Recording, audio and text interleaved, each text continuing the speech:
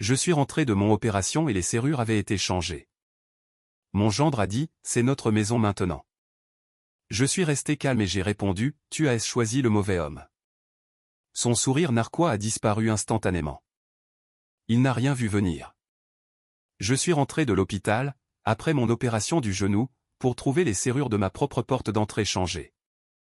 Mon gendre se tenait dans l'embrasure de la porte, les bras croisés, et m'a dit, Harold, nous avons pris des décisions pendant votre absence. C'est notre maison maintenant. Je n'ai pas discuté. Je n'ai pas crié. Je l'ai juste regardé droit dans les yeux et j'ai souri, car il n'avait aucune idée du genre d'homme qu'il venait de provoquer. Avant de vous raconter la suite, j'apprécierais que vous cliquiez sur le bouton s'abonner et que vous me fassiez savoir d'où vous regardez. Chaque histoire que je partage vient de la vie réelle, de vraies douleurs et de vraies leçons. Votre soutien signifie plus que vous ne l'imaginez. Maintenant, laissez-moi vous ramener au début. Je m'appelle Harold Brennan. J'ai 67 ans et j'ai vécu dans la même maison, à Millbrook, Ohio, pendant 41 ans. J'en ai construit la majeure partie de mes propres mains. J'étais charpentier de métier. J'ai passé 35 ans à transformer le bois en quelque chose de significatif, des armoires, des porches, des meubles. Ma femme, June, disait que je pouvais faire chanter un tronc d'arbre si je lui parlais assez longtemps. June est décédée il y a 3 ans. Un cancer du sein. Il l'a emporté en 8 mois. Rapide et cruel. Après son départ, la maison semblait trop grande, trop silencieuse. Je marchais dans les couloirs la nuit et j'aurais juré sentir encore son parfum de lavande. Ses lunettes de lecture restaient sur la table de chevet. Ses gants de jardinage pendaient près de la porte arrière. Je ne pouvais pas me résoudre à déplacer quoi que ce soit. Cette maison n'était pas juste du bois et des clous. C'était chaque souvenir que nous avions créé. Ma fille, Karen, est mon unique enfant. Elle a épousé Derek Holloway il y a 12 ans. Je ne l'ai jamais beaucoup aimé, pour être honnête. Quelque chose dans sa façon de serrer la main, trop fermement, comme s'il essayait de prouver quelque chose. Mais Karen l'aimait et c'était suffisant pour moi. On ne choisit pas de qui nos enfants tombent amoureux. On espère juste qu'ils choisissent sagement. Il y a environ 18 mois, Derek a perdu son emploi à l'usine de fabrication. Des licenciements, ont-ils dit. Karen m'a appelé en pleurant. Elle a dit qu'ils avaient 3 mois de retard sur leur loyer et qu'ils étaient sur le point de perdre leur appartement. Elle m'a demandé s'ils pouvaient rester chez moi un petit moment, juste le temps que Derek retrouve du travail. Que étais-je censé dire? C'est ma fille, mon unique enfant, la petite fille qui s'endormait sur ma poitrine pendant que nous regardions des matchs de baseball. Alors, j'ai dit oui. J'ai nettoyé la chambre d'amis, acheté de nouveaux draps et je me suis dit que ce serait bien d'avoir de la compagnie à nouveau. Les premières semaines se sont bien passées. Karen aidait à la maison. Nous nous asseyions sur le porche le soir et parlions de sa mère, des bons vieux temps. Derek restait surtout à l'écart, toujours sur son téléphone, toujours à la recherche de la prochaine opportunité, disait-il. Je n'ai pas insisté. Un homme a sa fierté, surtout quand il est malchanceux. Mais ensuite, les choses ont commencé à changer. De petites choses au début. Derek a réorganisé le salon sans demander. Il a dit que la disposition des meubles était inefficace. Puis il a commencé à se plaindre du thermostat, de la pression de l'eau, de la façon dont je gardais le garage. Un matin, je suis descendu et j'ai trouvé l'armoire de ma femme June, en porcelaine, déplacée au sous-sol. Quand j'ai demandé pourquoi, Karen a juste haussé les épaules et a dit, Derek pensait qu'elle prenait trop de place. Trop de place? Dans ma propre maison? Cette armoire était un cadeau de mariage de la mère de June. Elle contenait 40 ans de souvenirs, et ils l'ont jetée au sous-sol comme si c'était des ordures. J'ai laissé tomber. Je me suis dit qu'ils étaient stressés, qu'ils se calmeraient une fois que Derek trouverait du travail, mais il ne l'a jamais fait. Les mois ont passé et tous les emplois auxquels il a postulé n'ont, en quelque sorte, jamais abouti. Trop loin, pas assez de salaire, en dessous de son niveau de compétence. Toujours une excuse. Pendant ce temps, je l'ai vu s'asseoir sur mon canapé toute la journée, jouer à des jeux vidéo et commander des plats à emporter à mes frais. Puis est venue l'opération du genou. Je l'avais repoussé pendant des années, mais le médecin a dit que je ne pouvais plus attendre. La procédure s'est bien passée, mais la récupération signifiait que je serais alité pendant quelques semaines. Karen a promis qu'elle s'occuperait de tout pendant que j'étais à l'hôpital. Je suis parti pendant 5 jours. Quand le taxi s'est arrêté devant ma maison, ce jeudi après-midi, j'ai su que quelque chose n'allait pas avant même de sortir de la voiture. La lumière du porche d'entrée, celle que j'avais installée la semaine après notre emménagement, avait disparu, remplacée par un luminaire moderne qui semblait appartenir à un hall d'hôtel. Mon cœur a commencé à battre plus vite alors que je me dirigeais vers l'allée avec mes béquilles. C'est à ce moment-là que Derek a ouvert la porte. Il ne m'a pas aidé à monter les marches. Il n'a pas demandé comment j'allais. Il est juste resté là, bloquant l'entrée comme un videur de boîte de nuit. « Harold » a-t-il dit, « nous devons parler. » J'ai regardé par-dessus son épaule, dans la maison. Les murs étaient différents. Le beige chaud que June avait choisi était maintenant une couleur grise froide. Les photos de famille qui tapissaient le couloir avaient disparu. Qu'est-il arrivé à ma maison, ai-je demandé, ma voix à peine stable. Derek a souri. Pas un sourire amical. Le genre de sourire qu'un homme donne quand il pense qu'il a déjà gagné. Nous avons fait des améliorations, a-t-il dit. Karen et moi en avons discuté pendant votre convalescence. Vous vieillissez, Harold. Vous ne pouvez plus gérer cet endroit seul. Alors, nous prenons officiellement les rênes. J'ai cligné des yeux. Prendre les rênes de la maison. Il a dit, comme s'il expliquait quelque chose à un enfant, nous allons gérer les choses à partir de maintenant. Les finances, l'entretien, les décisions. Vous, concentrez-vous juste sur le repos. C'est ma maison, ai-je dit lentement. Mon nom est sur l'acte. C'est alors que Karen est apparue derrière lui, ma fille, la fille que j'ai élevée, la fille pour qui j'ai tout sacrifié. Elle ne voulait pas me regarder dans les yeux. Papa, a-t-elle dit doucement. Derek a raison. C'est pour le mieux. Tu n'es plus aussi vif qu'avant. Nous essayons juste de t'aider. Pas aussi vif. Ces 3 mots m'ont coupé plus profondément que n'importe quelle opération chirurgicale. Laissez-moi entrer chez moi, ai-je dit. Derek a hésité, puis s'est écarté d'un geste théâtral du bras. Bienvenue chez vous, Harold, dans notre maison. J'ai franchi la porte et mon estomac s'est noué. Les changements n'étaient pas seulement cosmétiques. Le fauteuil à bascule ancien de June, celui dans lequel elle avait bercé Karen, avait disparu. La courte pointe faite main par sa grand-mère était introuvable. La cuisine avait été entièrement réorganisée. Mes outils, mes dossiers, mes papiers personnels, tout avait été déplacé. Je me suis dirigé vers ma chambre, le cœur battant. Quand j'ai ouvert la porte, je me suis figé. Ce n'était plus ma chambre. Le lit queen size que June et moi avions partagé pendant des décennies avait été remplacé par un énorme cadre king size. Les murs étaient peints en bleu marine. Les vêtements de Derek pendaient dans le placard. Ses montres étaient sur la commode. Qu'est-ce que c'est, ai-je murmuré. Karen est venue derrière moi. Nous vous avons déménagé dans la chambre arrière, papa. Elle est plus petite, mais plus facile à gérer pour vous. Plus proche de la salle de bain. La chambre arrière? La pièce que j'utilisais comme débarras. La pièce sans fenêtre, face au jardin que June avait planté. Où sont mes affaires, ai-je demandé. Où est la photo de votre mère? Nous avons tout mis dans des cartons, a dit Karen. Ils sont dans le garage. Nous les regarderons plus tard. Je suis resté là, appuyé sur mes béquilles, fixant la pièce qui contenait autrefois toute ma vie. La pièce où June avait rendu son dernier souffle, me tenant la main, me disant d'être fort. Derek est apparu dans l'embrasure de la porte, les bras croisés. Écoutez, Harold. Je sais que c'est un ajustement, mais croyez-moi, c'est mieux pour tout le monde. Vous devez juste accepter que les choses sont différentes maintenant. Je me suis tourné pour le regarder. Vraiment le regarder.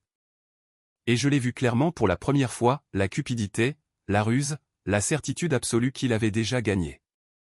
Vous avez raison, ai-je dit calmement. Les choses sont différentes maintenant. Il a hoché la tête, satisfait. Bien. Content que nous nous comprenions. Mais il n'avait pas compris. Pas du tout. Parce qu'à ce moment-là, debout dans ma propre maison qui ne me semblait plus la mienne, j'ai pris une décision. Je n'allais pas crier. Je n'allais pas me battre. J'allais attendre. J'allais observer. Et quand le moment serait venu, j'allais récupérer tout ce qu'il pensait avoir volé. Cette nuit-là, je suis resté éveillé dans cette chambre arrière exiguë, fixant le plafond. Le lit était un matelas jumeau bon marché, probablement acheté dans un magasin discount. Les draps sentaient l'assouplissant, pas la lavande que je n'utilisais toujours. À travers les murs minces, j'entendais Derek rire à quelque chose à la télévision. Dans mon salon, sur mon canapé. Je n'ai pas dormi. Au lieu de cela, j'ai réfléchi. J'ai réfléchi à chaque décision qui avait mené à ce moment, à chaque gentillesse que j'avais montrée, à chaque signe avant-coureur que j'avais ignoré, et j'ai commencé à planifier. Le lendemain matin, j'ai fait du café comme toujours. Derek est descendu vers 10 heures, toujours en robe de chambre, et m'a à peine salué. Karen était déjà à la table de la cuisine, en train de faire défiler son téléphone. « Bonjour, papa » a-t-elle dit sans lever les yeux. « Il y a du porridge dans la casserole si tu en veux. » Du porridge. June faisait toujours des crêpes le samedi matin. Le genre raffiné avec des myrtilles et du vrai sirop d'érable. Mais je n'ai rien dit. J'ai juste versé mon café et me suis assis. J'ai besoin d'aller à la banque aujourd'hui, ai-je dit nonchalamment. Vérifier quelques petites choses. Derek a levé les yeux brusquement. Quelle chose? Juste la routine, ai-je dit, m'assurer que mes comptes sont en ordre. Lui et Karen ont échangé un regard. Rapide, mais je l'ai intercepté. Je peux te conduire, a proposé Karen. Trop vite. Tu ne devrais pas conduire avec ton genou. Je me débrouillerai, ai-je dit. L'air frais me ferait du bien. Le regard sur le visage de Derek m'a dit tout ce que je devais savoir. Quelque chose n'allait vraiment pas. Je me suis rendu seul à la First National Bank cet après-midi-là. Chaque bosse sur la route envoyait des douleurs dans mon genou, mais je m'en fichais. Je devais voir par moi-même. La caissière était une jeune femme nommée Bridget. Elle me connaissait depuis des années. Elle demandait toujours des nouvelles de June avant son décès. « Monsieur Brennan » a-t-elle dit avec un sourire chaleureux. « Comment vous sentez-vous? Nous avons entendu parler de votre opération. » De mieux en mieux chaque jour, ai-je dit. « Écoutez, Bridget. J'ai besoin de voir mes relevés de compte pour les 3 derniers mois. » Son sourire a légèrement vacillé. « Bien sûr. Laissez-moi les imprimer pour vous. » Ce que j'ai vu sur cet imprimé m'a glacé le sang. 32 000 $ disparus. Transférés par petites sommes sur les 16 derniers mois. Certains vers un compte que je ne reconnaissais pas. Certains vers des cartes de crédit qui n'étaient pas les miennes. Il y avait des retraits d'argent que je n'avais jamais effectués. Des frais dans des magasins que je n'avais jamais visités. Bridget, ai-je dit, en gardant ma voix calme. Qui d'autre a accès à ce compte? Elle a tapé sur son ordinateur. Il semble qu'une certaine Karen Holloway ait été ajoutée en tant que cotitulaire du compte il y a environ 14 mois. Vous avez vous-même signé le formulaire d'autorisation, Monsieur Brennan. Elle a tourné l'écran vers moi. Il y avait ma signature, ou quelque chose qui ressemblait à ma signature. L'initiale du deuxième prénom était fausse. Je signais toujours avec une initiale du deuxième prénom, Harold J. Brennan. Celle-ci disait Harold P. Brennan. C'était un faux. J'ai remercié Bridget et suis rentré chez moi, hébété. 32 000 $. Mes économies, l'argent que j'avais mis de côté pour les urgences, pour l'avenir de mes petits-enfants, pour les années qu'il me restait, volées par ma propre fille et son mari. Quand je suis rentré, ils étaient tous les deux dans la cuisine, en train de préparer le dîner comme si de rien n'était. Derek m'a même souri. « Salut, Harold. Comment s'est passée ta course ?» Je l'ai regardé. Vraiment regardé. Puis j'ai regardé Karen, ma fille, le bébé que j'avais bercé des milliers de nuits. La fille à qui j'avais appris à faire du vélo, à conduire une voiture, à équilibrer un chéquier. Bien, ai-je dit. Juste bien. Je suis allé dans ma chambre et j'ai fermé la porte. Je n'ai pas pleuré. Je n'ai pas crié. Je me suis juste assis sur ce matelas bon marché et j'ai respiré jusqu'à ce que les tremblements de mes mains s'arrêtent. Puis j'ai appelé mon petit-fils. Tyler avait 22 ans, le fils de Karen de son premier mariage, avant Derek. Il terminait son diplôme en justice pénale à l'Ohio State. Bon gamin, honnête. Lui et Derek ne s'entendaient jamais.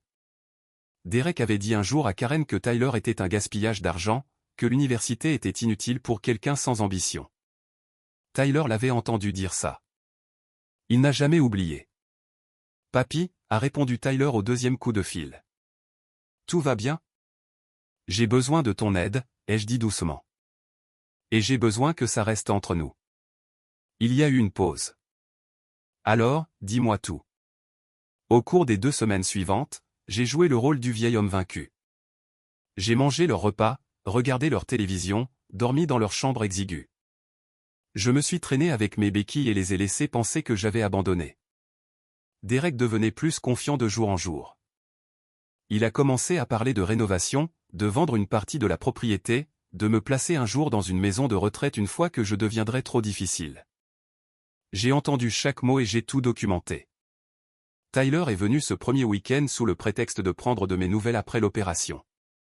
Ce qu'il a réellement fait, c'est m'aider à installer un petit enregistreur dans la cuisine. C'était son idée. C'était légal en Ohio, a-t-il dit, tant qu'une partie consent à l'enregistrement. Et j'ai définitivement consenti. Ce que nous avons capturé au cours des 10 jours suivants était pire que ce que j'imaginais. Derek au téléphone avec un avocat, posant des questions sur la procuration. Le vieil homme perd la tête, a-t-il dit.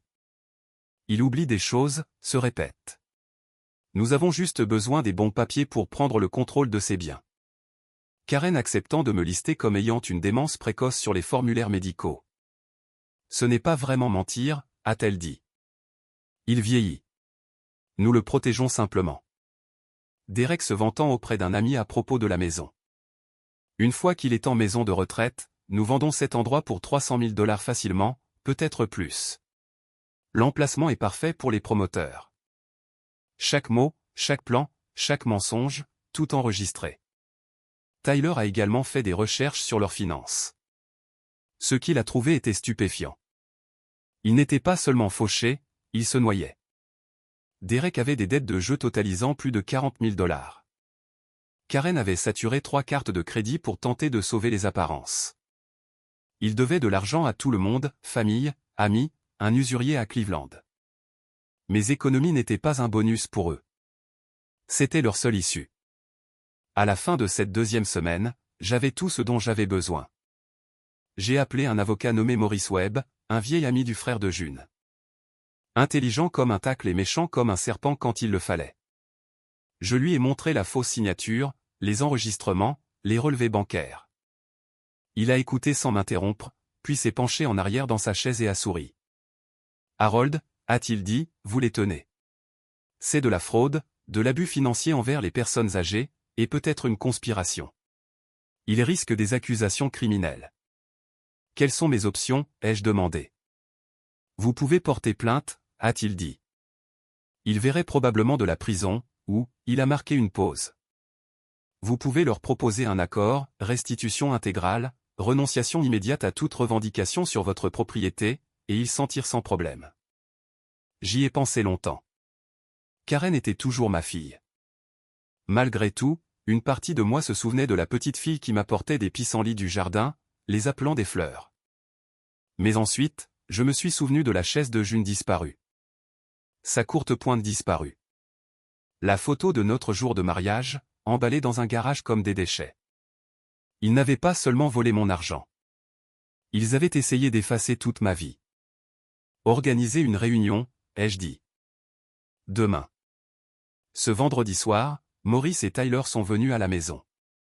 Karen et Derek regardaient la télévision lorsque nous sommes entrés. Le regard sur le visage de Derek, quand il a vu l'avocat, valait presque tout. Que se passe-t-il, a-t-il exigé. Asseyez-vous, ai-je dit. Ma voix était calme. Tranquillement, vous deux. Ils se sont assis. Karen avait l'air confuse. Derek avait l'air nerveux. Bien. Maurice a posé un dossier sur la table basse. Monsieur et Madame Holloway, a-t-il commencé. Nous avons des preuves de fraude télégraphique, de faux et d'abus financiers envers les personnes âgées. Les preuves sont complètes et incluent des conversations enregistrées. Il a appuyé sur lecture sur un petit appareil. La voix de Derek a rempli la pièce. Une fois qu'il est en maison de retraite, nous vendons cet endroit pour 300 000 $. Facile. Karen est devenue pâle. La mâchoire de Derek s'est serrée. C'est illégal, a-t-il dit. On ne peut pas enregistrer quelqu'un sans son consentement. En fait, a dit Tyler, s'avançant. En Ohio, seule une partie doit consentir. Papy a consenti. Derek s'est tourné vers moi, le visage tordu de colère. Tu nous as piégés, espèce de vieil ingrat. Attention, a interrompu Maurice. Ce que vous direz ensuite pourrait être utilisé contre vous. La pièce est devenue silencieuse. Je me suis levé lentement, m'appuyant sur ma canne. J'ai regardé Karen, ma fille. Des larmes coulaient sur son visage. Papa, a-t-elle murmuré. Je suis désolé. Je ne voulais pas que ça aille aussi loin, a dit Derek. Je me fiche de ce que Derek a dit, ai-je répondu. Tu as choisi d'y participer. Tu as choisi de voler ton propre père. Tu as choisi de me mettre dans un débarras pendant que tu dormais dans le lit où ta mère est morte. Elle s'est effondrée complètement. Derek est resté assis, impassible, calculateur. Maurice a énoncé les conditions. Remboursement intégral des fonds volés, plus les intérêts, renonciation immédiate à toute revendication sur la propriété, une confession signée, conservée sous séquestre, seulement déposée s'ils violaient l'accord, et ils avaient 48 heures pour quitter les lieux. Derek a commencé à discuter, mais Maurice l'a interrompu. L'alternative est une poursuite pénale. C'est votre choix. Karen a signé la première, sa main tremblant si fort qu'elle pouvait à peine tenir le stylo. Derek a signé après, sa signature en colère est nette. Quand ils sont partis 2 jours plus tard, je me tenais sur le porche et les ai regardés charger leur voiture. Karen a essayé de m'approcher une dernière fois. Papa, s'il te plaît, pouvons-nous en parler? Je suis toujours ta fille. Je l'ai regardée longuement. La petite fille que j'avais élevée, la femme qui m'avait trahi. Tu as raison, ai-je dit doucement. Tu es ma fille, et c'est ce qui fait si mal. Elle s'est effondrée à nouveau. Derek lui a attrapé le bras et l'a tiré vers la voiture. Il n'a pas regardé en arrière. Elle non plus. Quand la voiture a disparu au bout de la route, je suis rentré à l'intérieur. La maison était silencieuse, mais cette fois, le silence ne semblait pas pesant. Il semblait être la liberté. Cette nuit-là, Tyler m'a aidé à remonter l'armoire en porcelaine de June. Nous avons accroché les photos de famille dans le couloir. Nous avons remis ses lunettes de lecture sur la table de chevet. Et quand nous avons eu fini, je me suis tenu dans ma chambre, notre chambre, et j'ai ressenti à nouveau sa présence. Nous l'avons fait, June, ai-je murmuré. Nous avons gardé notre maison. Au cours des mois suivants, les choses se sont lentement remises en place. Karen et Derek ont déménagé en Indiana, vivant avec sa sœur. Ils effectuent des paiements pour la restitution. De petits montants déduits automatiquement de leur salaire. J'ai entendu dire qu'ils s'étaient séparés le printemps dernier. Une partie de moi est désolée pour Karen, mais elle a fait ses choix. Tyler a emménagé avec moi après l'obtention de son diplôme. Il a trouvé un emploi au bureau du procureur du comté, aidant d'autres victimes de fraude envers les personnes âgées. Chaque matin, nous prenons le café ensemble sur le porche, regardant le soleil se lever sur le jardin que June a planté il y a tant d'années. Les gens me demandent parfois si je regrette la fin, si j'aurais aimé gérer ça différemment, et je leur dis la vérité. Le pardon ne consiste pas à laisser les gens vous faire du mal à nouveau. Il s'agit de se libérer du poids de ce qu'ils ont fait. J'ai pardonné Karen dans mon cœur, mais je n'oublierai jamais. Et je ne laisserai plus jamais personne prendre ce qui est à moi. Il pensait pouvoir s'installer chez un vieil homme. Il pensait que j'étais trop fatigué, trop lent, trop vaincu pour me défendre. Ils avaient tort. Parce que la vraie force n'est pas d'être bruyant. C'est d'être patient. C'est d'attendre d'avoir tout ce dont vous avez besoin, puis de passer à l'action avec une précision absolue. Mon nom est Harold Brennan. J'ai 67 ans et c'est toujours ma maison. Qu'auriez-vous fait? Faites-le moi savoir dans les commentaires. Et si vous ne l'avez pas encore fait, cliquez sur le bouton s'abonner ou pour plus d'histoires vraies de force, de dignité et de justice tranquille. À la prochaine fois.